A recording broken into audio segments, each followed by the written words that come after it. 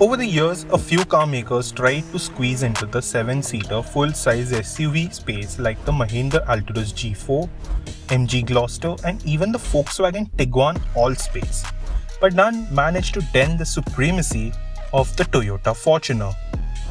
The Ford Endeavour was one of the mightiest opponents that the Toyota Fortuner ever faced in this country. But unfortunately, the company had to bow out and leaving the 7-seater SUV space to this Goliath.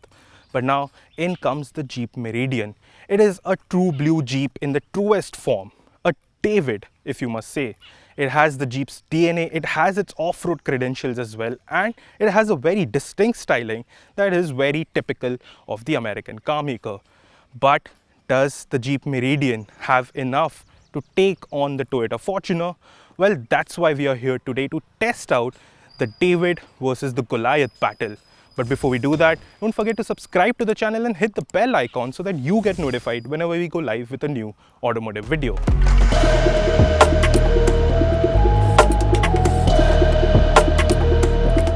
Now we can't move forward without addressing the elephant in the room. Well, two elephants for that matter. We have the Toyota Fortuner, which is a clear victor when we talk about dimensions.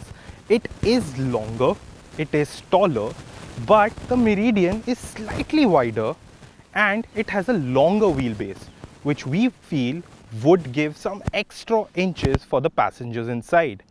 But the Fortuner has a superior ground clearance. It has a superior boot space, but it does lose out on that extra kilos, almost 360 kilos heavier than the Meridian. As expansive as the Fortuner's equipment list is, the car looks gorgeous. While its size is imposing, there's enough character and flair to complement the large footprint of the car, making it look like a spaceship on wheels. The Meridian, however, has a clear-cut design approach. It looks imposing and aggressive. The rear section seems sober though. The flared wheel arches and the high-profile fat tires help in its road presence. Overall, the Meridian looks sophisticated and classy when compared to the Japanese. The Fortuner's interior is surprisingly plush for a butch SUV like this. The front seats are ventilated and can be adjusted electrically. The 8-inch touchscreen seems out of place and a larger screen would have helped. There's Android Auto and Apple CarPlay, but no wireless connectivity or even charging. But it packs in connected car technology for the very first time.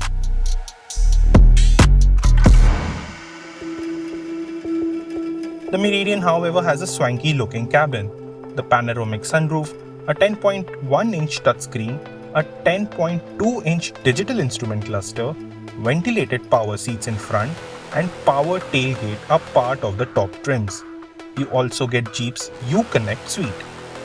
Wireless Apple CarPlay and Android Auto besides a wireless phone charger are a much needed prerequisite nowadays.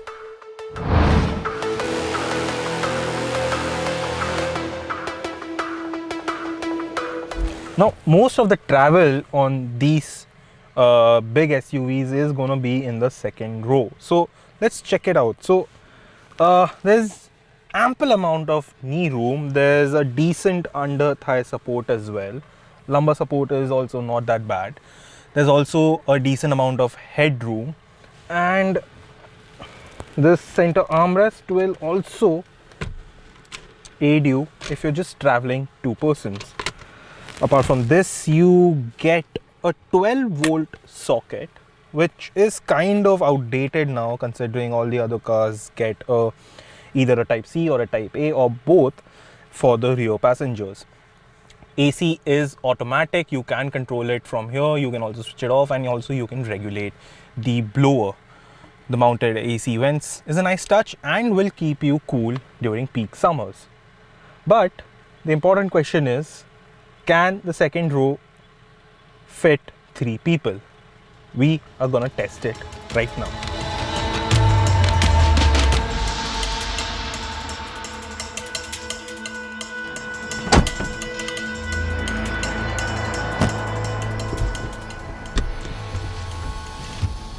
So as you saw, getting inside the third row of the Fortuner is not that difficult because the second row seats tumble and slide, giving you easy access. But there's no knee room, there's no headroom, there's not much for an adult of my frame, which is 5'8", especially in longer journeys. It's going to be extremely tight. There's light over here, there's roof mounted AC vents here. There's also a nice and decent amount of space to keep your phone and anything else. But apart from that, for longer journeys, it's not that comfortable. There's no under thigh support. It's going to be very tight.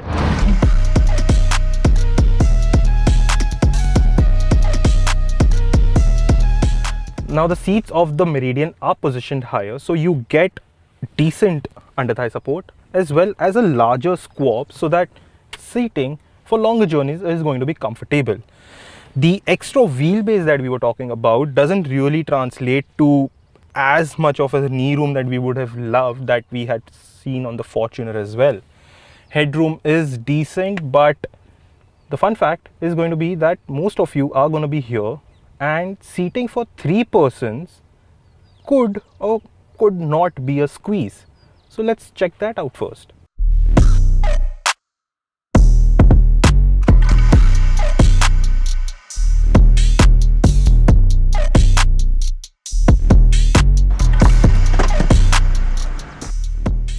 The one-touch tumble of the second row really helps you get inside the third row, but you'll have to wiggle your way in. It's not going to be comfortable for adults getting into the third row. For kids, for your pets, it's decent amount of space, but for adults, it's not at all comfortable. And because the second row does not slide, there's no way that you can get extra knee room. It's going to be very and extremely tight. The only other thing that could probably help you a bit on longer journeys are these reclinable seat backs, which gives you an inclination, but that still does not compensate for the lack of leg room. Apart from that, in terms of features, you get these roof mounted AC vents, and you also get a small cubby hole for a small bottle or something like that. But apart from that, for seating wise, the space is not at all comfortable. Both engines offered on the Fortuner are turbocharged.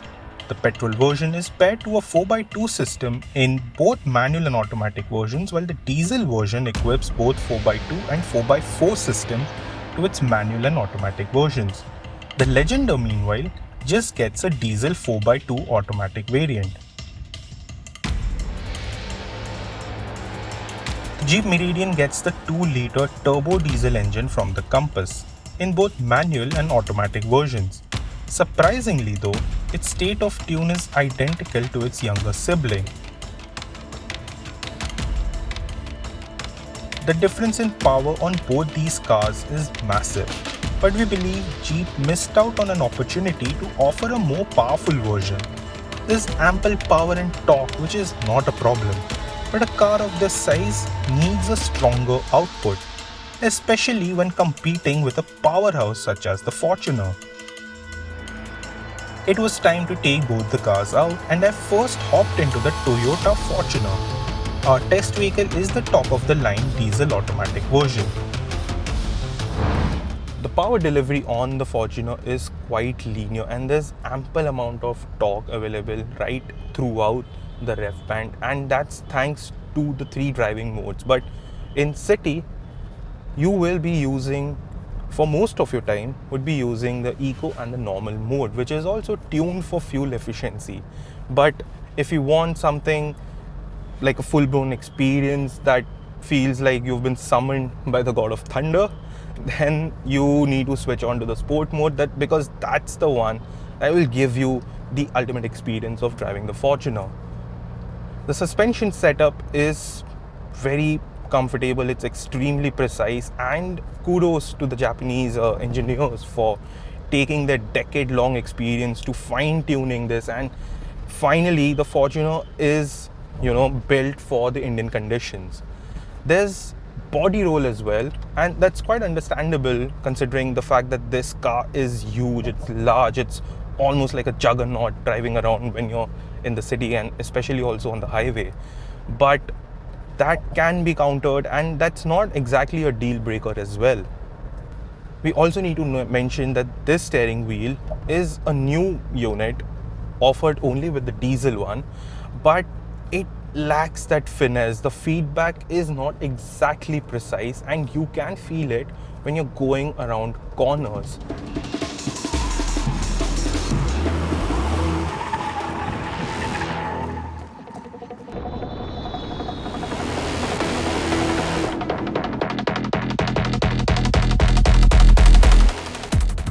Getting straight into the Meridian after driving the Fortuner, and you can feel the restrained nature of the engine. It's not like it's not responsive off the line, but it's not exactly rev happy, or even it doesn't feel like it wants to move or take you ahead with that urgency.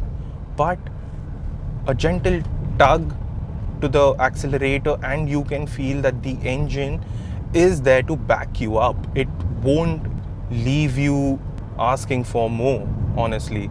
And that's a good part about the car, because Jeep says that this Meridian is not tuned for a rugged, a rough ride. It's more tuned for a comfortable ride, and even the low NVH levels helps in adding to that comfortable drive factor that Jeep is actually looking out for. But the only Achilles heel that I feel with the Meridian is this 9-speed automatic gearbox, because it is sluggish. The gear shifts are smooth, but it lacks that finesse. It's not exactly shifting with urgency. The gear shifts are smooth, no doubt, but it's not quick enough, and that is not exactly okay if you're driving in the city. Out on the highway though, this car can cruise all day long.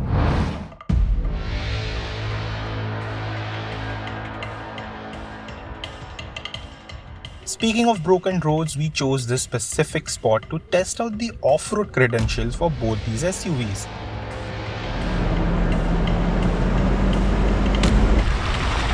It is time to get dirty.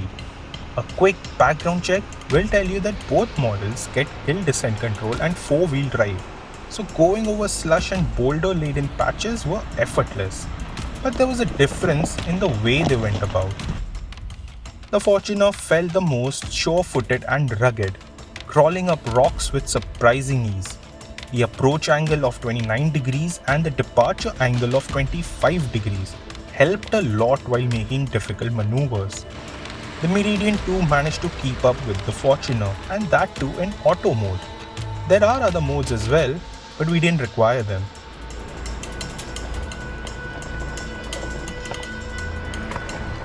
Meridian proved to be capable, though the low-end responses did require very precise flexing of the right foot.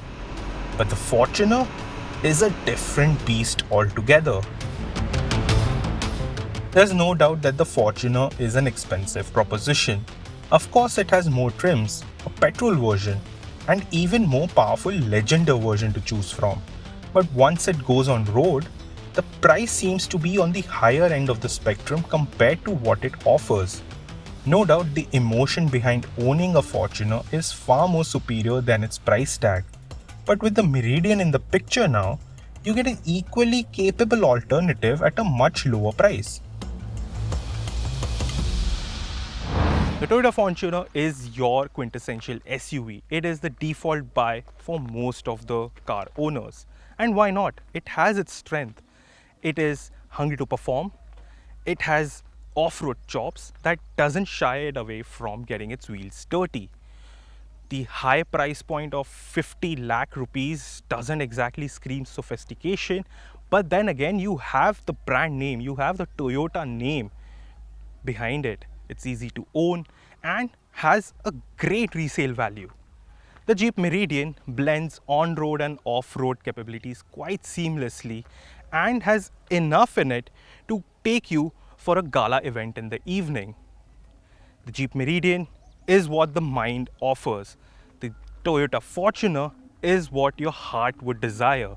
But for us, it is the Jeep Meridian that has the substance and is poised enough to take on the Fortuner in this 7-seater full-size SUV space, and that's why it's also the winner of our comparison.